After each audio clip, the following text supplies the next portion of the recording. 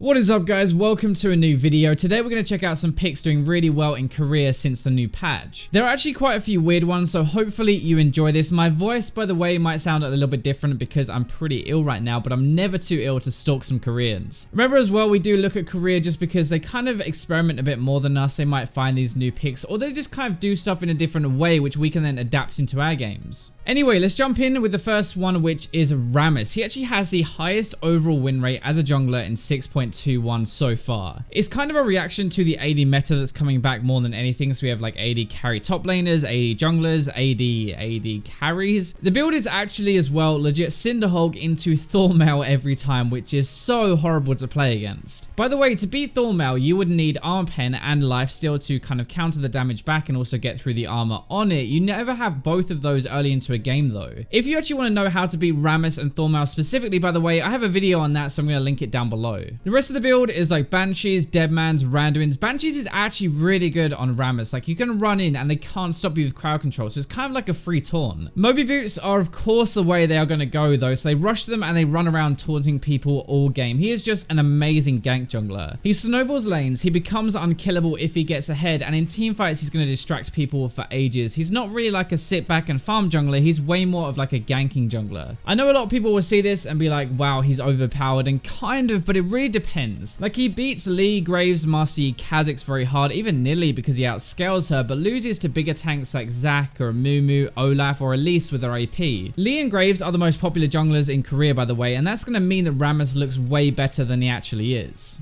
So this next one is a real surprise though. Kindred is actually doing really well at certain elo brackets. Gold and Plat specifically over there, he's really good. It won't show up on many sites because I've been tracking him each individual day in each bracket. Nobody really knows how he works, to be honest. That is a massive advantage if you're playing Kindred. These are the most popular builds over there at the moment on him though, and as you can see, all of them have a good win rate there. You have to remember with win rates, they're across everybody playing. So that guy who builds like a death cap on Kindred and loses still counts against the ones who build him right and win. This Black Cleaver and Titanic build though is at least what's kind of bringing him back a little bit, with further a battle Keystone by the way as well. Deadmans, Sterix, Guardian Angel are all super popular on him as well, and it kind of seems like we might have actually found a way he can be played and kind of work. Also, what is really cool, it seems like this is actually maybe Korea's answer to Riven, Darius, and Irelia, who are very popular but also banned a lot. At the moment, at least in 6.21, with this build, Kindred has a very good win rate against them, and that's why I think he's got such an overall good win rate. Those three are super popular and Kindred is smashing them at the moment. Now Xerath is one that I genuinely think is good right now anyway, not just in Korea, absolutely everywhere, but at lower ranks in Korea he is pooping on people. It's kind of weird honestly because he is a pure skill shot champion, right? And to be doing well at lower ranks, I would kind of assume it'd be better when you're better at hitting your skill shots, but in the same way it makes sense that people don't dodge as well, I guess. By the way, he's actually still good at higher ranks as well because he wins versus Victor and Syndra, two of the most popular champions over there. Basically he's just going to outrange them massively and abuses the fact they have no mobility, and I guess that's kind of why he's so good though. Even in solo queue, right, all you've got to do is survive, get a few items, then your Q and your ult from range, and it should be an easy game. In theory, the whole reason you play a poke champion like Xerath is because later into the game you never have to team fight. You just nail someone with poke before the fight even starts and turn it into a 5v4. He is really hard to play against in that sense. Like even in Diamond, people struggle to be aggressive enough to dive him, but especially at lower ranks, like they're going to sit back, get poked, and they kind of just lose the game. There are two builds though. So full ham one is Morello, Luden's death cap. That is so much damage, and the annoying one is kind of like Morello, Rylai's death cap, and Leandry's later. Now both are really good, it depends what you want. Rylai's is really good for newer Xerath players though, because if you hit one of your ult charges, the rest are much easier because the first one is going to slow. Keystone wise, it's tied between Deathfire Touch and Thunderlords. Deathfire has a slightly better win rate, and also I prefer it with Leandry's. Most people don't really know, but I played about 400 Xerath games I think over seasons, like not a ton, but I absolutely love him in the mid lane. I love Leandry's as well, like as a last item for the pen and the burn, like with Deathfire Touch is even better. The next one is something I mentioned like a month ago I think, but she keeps getting better and better, and I think Kindred is actually supposed to be a they, not a she with the wolf and stuff, but it's just so confusing. Anyway, we're moving into a teamfight meta, right? Your ultimate becomes more valuable naturally, especially when they have a lot of big ticket ultimates. If you aren't sure what I mean, a big ticket ultimate is just a high cooldown, high impact ultimate, like an Amumu ultimate, an Ori ultimate, a Syndra ultimate. It's like a one-time big impact, big cooldown spell, and Kindred ult absorbs those, like lets you kind of semi-reset a fight after them. I don't know about you guys, but in my head at least, I kind of think of Kindred as an early game farmer and ganker. Like she snowballs like mad when she gets ahead. In Korea, she's actually kind of bad early really. She gets outganked and outpressured and keeps getting better as the game goes on. It's basically a reaction to tanks though, I think more than anything else. So like a Lee Sin, Elise, Nidalee, Graves, they all do pretty well versus Kindred. Against like a Zaka and Olaf though and stuff like that, her passive damage just rips through them and she has a really good win rate. The build also isn't as glass cannon as it used to be. Frozen Mallet, Black Cleaver are pretty popular. Even more of Mortius is popular right now as well. If you don't actually realize why she's so good against tanks though, it's mainly because of Blood Razor, Runins, and her passive. So it's just crazy damage. The percentage health damage from Blood Razor and your passive actually applies on all 3 bolts. It really helps to ruin people. It's also because that percentage damage actually ruins dragons and barons, so you can rush them super easily. You can solo them pretty much, and it's really good objective control. Probably not solo baron though. Don't try that and blame me, okay? I've also actually seen Ghostblade recently for a way more aggressive build early into the game with some flat arm pen. Not that it's going to be around for much longer with lethality, I guess, but that's not really in Korea. Now next up is Swain. So he hasn't played a ton, so I wasn't sure about putting him in this video, but he literally pops up every single patch for a little bit, and I have a kind of idea why. So basically, in my opinion, he is really good, but the more you play against him, the more you realize the Executioner's Calling just completely hard counters him with the healing reduction. In Korea, he'll ruin everyone. Then after that, everyone buys that item really early, and he's just fine again. Like, he's manageable. He does well versus a lot of meta mids at the moment, though. Syndra's kind of okay. I guess Syndra has a slight edge, but he crushes any assassins because they just can't burst him. Plus, he heals back afterwards anyway. He's like this weird kind of bruiser mage, I guess. Like, I think of him like a Vlad, actually, to be honest. Like, he's not likely to outright hard carry a game, but he will probably ruin you if he gets ahead or just be seriously annoying to play against. Deathfire Touch and his dots are annoying anyway, plus the heals, Zhonya's realize the slow visage to heal himself even more. All of that stuff actually makes him stronger and he was able to kill you easier, but also more annoying to kill. Like, I guess my point is he's more of a team pick. At least in Korea though, his high win rate this patch is coming from getting ahead early and just doing a lot of damage while he's ahead, while you can't kill him. The easiest way to actually win a game when you get ahead is to dive turrets, and Swain is so good at that with Zhonya's and just being really tanky. So if you roam around and you dive people, it's like a free game. Plus his base damage actually carries early. This might not be a pick for everyone, to be honest. I'm not going to probably mention him for a long time again, but I think he's at least kind of interesting for this video. Like, he crushes some matchups like LeBlanc super hard, and then he's just annoying and difficult to deal with. Now this one is like the complete opposite though. So annoying, but because she one-shots you. If you don't know, by the way, I get these from a bunch of websites altogether, but also on op.gg, I can check the stats for each elo each day to track properly, like the champions who are doing really well. Akali isn't really showing up on the overall ones, but she pops up in different elo brackets in the top 5 like rankings, like on the win rates each day. Right now for the last couple of days, it's been in silver and diamond, which is where she's really destroying the most, but she's been in every bracket, to be honest, at least once this patch. To give you an idea of what Akali is about though, this stat is from the Plat Plus range, by the way. So Plat and Diamond and Master Challenger and stuff, where in theory it should be harder to just get a lead and crush. She has almost a 58% win rate before 25 minutes. I keep saying I think the meta is moving towards team fights and stuff, but the number one way to beat that is for someone to just run around the map and kill everyone before a fight starts. I've seen so many people just lose their lane as Akali, but then they roam and they still kill everyone, and it's partly because of Gunblade. It's just such an efficient item. It's so good. It heals you, it does insane amounts of damage with your burst, and she is good top and mid. All you have to do is farm for the Gunblade and roam around. If she gets ahead early, she can snowball easily to other lanes, and she actually does well versus Syndra and Kennen, stat-wise at least, which is probably boosting her win rate a little bit more. She's one of the most risky picks on this video, probably because it relies on you playing well early, but if you do, then I think you have a real chance to just like hard carry the game. Next one is probably one that you're kind of familiar with. So Annie has been awesome mid for a while over here too, but it's just like the best mid laner overall probably over in Korea at the moment. The build is very different though, so it's not Rod of Ages like we usually see. It's just like a full ham, full kill people build. The idea is really to like control the lane phase, you push, you basically kill your opponent a couple of times, which isn't too hard to do. You farm well and then you roam, but flash out in team fights. Abyssal is basically caught on her as a rush in Korea. We don't see this very often, but Abyssal is really good on her. Good AP, good cooldown reduction, magic resist, and reduces their magic resist as well. Then Death Cap, Void, Zhonya's legit like full on damage to burst people. If we look at her actual win rate, it's very solid up until like 6 item late game basically, where she can't really one shot and people will stack Banshees. That is one thing they do to counter Annie in Korea. Banshees means she can't just drop her ult on you, she can't flash ult you as long as it have it up, and it's kind of a hard counter to Annie really. One of the biggest points I can actually make with Annie in Korea though is I've spectated a few high reload Annie players to see, and they would actually sometimes legit die with their flash up so they could save it to flash into a team fight and win it. That seemed to be what their focus was really. They just make sure they flash out carries or an important target, get them out of the fight as soon as possible, and then they win the rest of it. I think Annie is very strong at the moment, and this build just makes her way more deadly than Rod of Ages. Like, maybe a bit less forgiving, but you don't really win games being a pussy at the back with Annie. The way they play her in team fights is more like a flanker, like a Kha'Zix. They stalk around the side of a fight and then they flash ult the carries at the back. It's actually kind of cool to see. Also, by the way, she's actually doing really well versus Syndra, and I think this is why she has a #1 win rate overall. She has almost a 58% win rate versus Syndra and Plat and Diamond. That is just insane. She has decent matchups everywhere, but that is something really good when Syndra is just so strong right now. So anyway, I hope you guys enjoyed this video. I hope you find these picks interesting. Thank you for watching until the end, but for now, let's go to the robots.